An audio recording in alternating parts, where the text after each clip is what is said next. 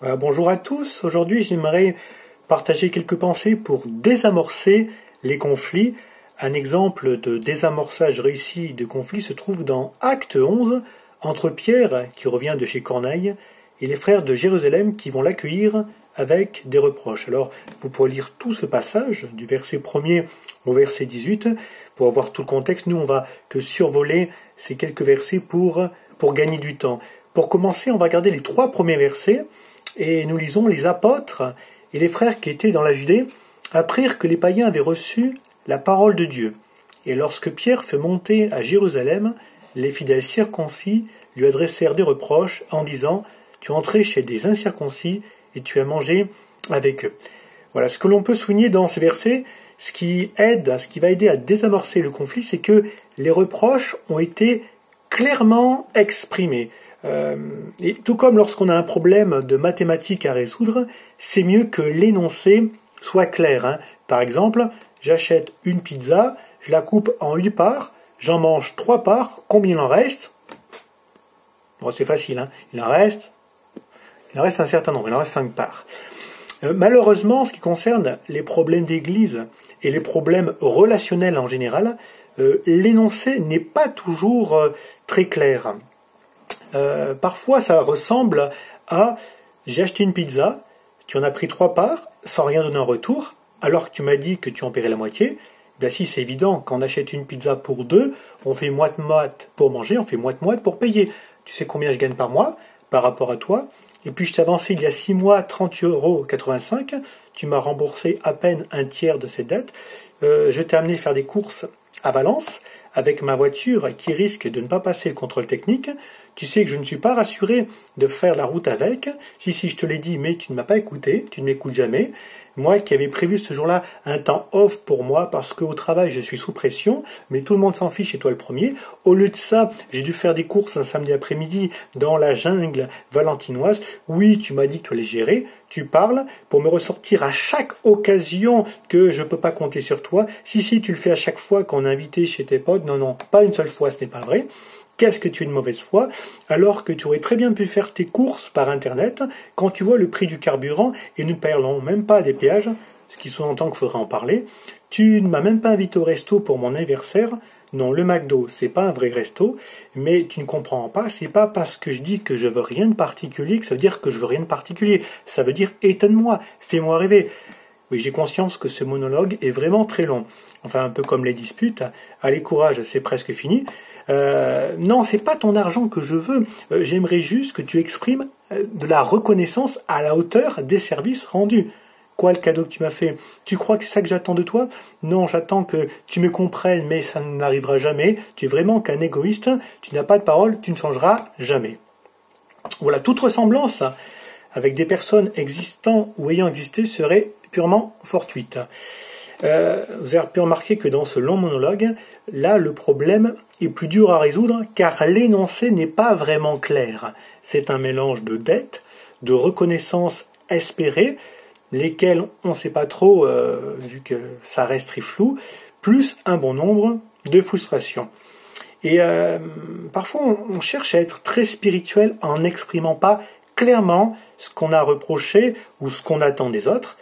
Avec le temps, on pardonne ou on oublie, enfin du moins en partie, jusqu'au jour où l'autre prend une part de pizza de trop, celle qui devait nous revenir, et là, c'est le drame. En tout cas, les frères de Jérusalem ne vont pas tomber dans ce piège, ils expriment clairement et simplement ce qu'ils ont à reprocher à l'apôtre Pierre.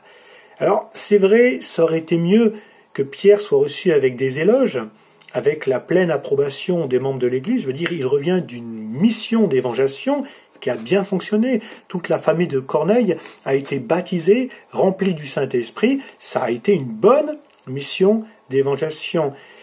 Voilà. C'est vrai que l'accueil ne sera pas top, mais l'accueil aurait pu être bien pire. L'expression « qui ne dit mot consent » n'est pas toujours vrai. Et ce qui aurait pu se passer, c'est que les croyants gardent le silence sur ce qui reprochait à Pierre, mais qu'un fossé se creuse dans leur cœur entre eux et Pierre, un fossé d'incompréhension et de perte de confiance. Exprimer des reproches à Pierre va lui permettre de raconter son histoire, de donner sa version des faits. Et c'est ce qu'il fera à partir du verset 4. Pierre se mit à leur exposer d'une manière suivie ce qui s'était passé. Et on voit que l'explication de l'apôtre sera suffisamment claire pour qu'il y ait un changement d'attitude chez les frères de Jérusalem. Le verset 8 nous dit « Après avoir entendu cela, ils se calmèrent et glorifièrent Dieu en disant « Dieu a donc accordé la repentance aussi aux païens afin qu'ils aient la vie. » Quel magnifique changement chez les auditeurs de Pierre de passer des reproches à la louange. Et si Pierre n'avait pas réagi comme il avait fait, car de son côté, si Pierre, n'avait pas réagi comme il avait fait, eh bien, ça aurait pu être une situation explosive. Et de son côté, eh bien, Pierre va bien réagir, il va pouvoir entendre les reproches qui lui seront faits, et avec humilité, il va répondre à ses détracteurs, tout simplement en leur racontant ce qu'il s'est passé. Il est vrai que le texte ne nous parle pas directement de l'humilité de l'apôtre, mais on peut déduire qu'elle a été présente par rapport aux réponses qu'il ne va pas donner face aux reproches. Je m'explique, un manque d'humilité aurait pu donner une autre réponse, une réponse du genre « Hop, hop, hop, c'est qui l'apôtre? C'est vous ou c'est moi ?» Je me souviens d'une pub, je ne sais pas si vous la connaissez, c'est moi le patron. Et Pierre aurait pu avoir ce langage, c'est moi l'apôtre, c'est moi le patron, mais c'est pas comme ça qu'il va répondre. Pierre ne va pas mettre en avant son titre d'apôtre, ses expériences qu'il a pu faire, les miracles que Dieu a fait par son intermédiaire.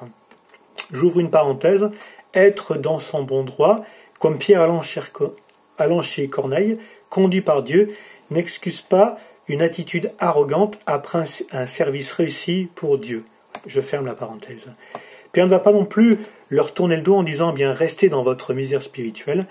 Pierre a compris que ce qu'il venait d'apprendre, ce qui lui avait été révélé, plutôt il dira « Dieu m'a appris à regarder aucun homme comme souillé et impur », chapitre 10, verset 28. Pierre a compris que ce qui n'avait pas encore été enseigné, révélé aux frères en Christ, eh bien c'était à lui de leur communiquer. Vous savez que Dieu révèle ce qu'il veut, à qui il veut, et ce n'est sûrement pas pour nous amener à regarder les autres de haut, mais pour partager ce qu'il a bien voulu nous faire connaître. Agir ainsi est une bonne manière de désamorcer des conflits issus d'incompréhension. Alors, pour résumer et conclure cette méditation, exprimons clairement et simplement ce qu'on a à reprocher aux autres, en leur laissant la possibilité de s'expliquer, un problème après l'autre, avec un énoncé clair, et que celui à qui des reproches sont faits, eh bien, écoute, puis s'exprime simplement, humblement, sans s'imaginer que derrière les reproches, il y ait forcément de la malveillance. Cela peut arriver, parfois. Toutefois, l'écriture et la sagesse populaire s'accordent pour dire qu'on a plus à redouter de la flatterie, référence au corbeau et au renard, qu'à des reproches qui nous sont adressés. Dans l'écriture, il y a un bon nombre de reproches que Dieu nous fait, mais nous savons que c'est pour notre bien. Que Dieu nous accorde donc sagesse et discernement pour bien écouter et bien répondre et bien désamorcer les situations de conflit. Que Dieu vous bénisse, que Dieu nous bénisse ensemble. À très bientôt.